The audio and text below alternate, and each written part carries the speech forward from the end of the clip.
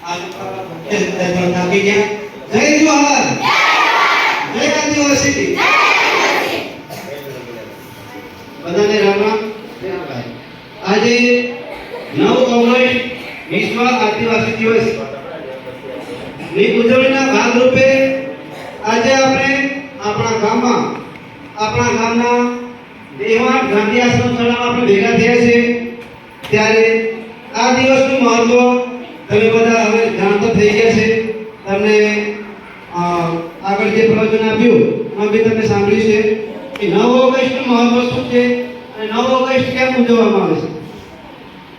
આદિવાસી એટલે શું એની માહિતી પણ તમને આપી દઈશું, પણ એવું નહીં કરતા હવે આદિવાસી દિવસ એ આપણને યુનો દ્વારા આપણને જે એક આ ભેટ મળી છે, આદિવાસી દિવસ ઉજવવાનો એક આપણને દિવસ ફાળવી છે।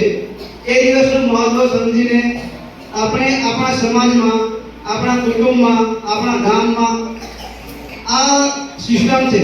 આદિવાસી દિવસ આપણે આદિવાસી છીએ, સૌથી પહેલા આપણે એ જાણવું જોઈએ આપણે આદિવાસી છે એટલે આપણી સંસ્કૃતિ, આપણા રીતિ રિવાજ, આપણા જે રહેણી કહેણી છે એ આદિવાસીમાંથી ઉત્પન્ન થયેલી છે। પણ હાલમાં એવી પરિસ્થિતિ છે કે આપણે આદિવાસીને ભૂલતા જઈએ છીએ અને આપણે બહારની પરિસ્થિતિ અંદર લાવી રહ્યા છીએ, સંસ્કૃતિ અંદર લાવી રહ્યા છીએ, બ્રાહ્મણ વિદ્યા આપણે અંદર લાવી રહ્યા છીએ।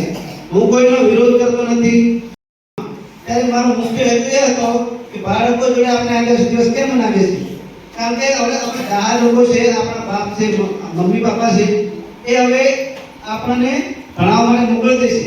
એમને ખ્યાલ નહીં આવે કે આપણા આદિવાસી દિવસ શું છે। એટલે આપણે નાના છોકરાઓ, આપણે બાળકો જ આ પરિસ્થિતિ આપણે જાણવું પડશે।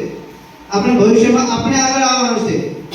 આપણા જે દા છે તો હવે એમની ઉંમર થઈ ગઈ છે, મેં માલિક છે, બરાબર?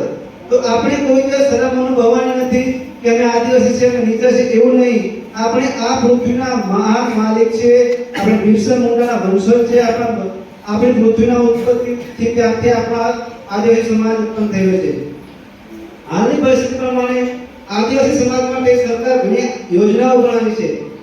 એનો આપણે સરકારે આપણે આ આશ્રમ શાળા છે એ બી આપણે આદિવાસી હોવાના લીધે આશ્રમ શાળા છે।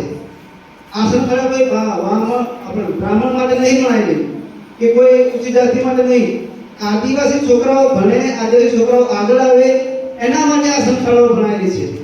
તો એના માટે આપણે સ્કૂલો ફાળવી છે, જે સ્કૂલમાં ભણવા જાય છે નિયમિતથી ભણવા જવા જોઈએ। અને આદિવાસી સંસ્કૃતિ ખાસ તમે સાચવી રાખવાની હું એક વિનંતી કરું છું, રિક્વેસ્ટ કરું છું। અમુક લોકો હમણાં ભગત થયા છે, કે ભગત એ પોતાની પરિસ્થિતિ અને પોતાની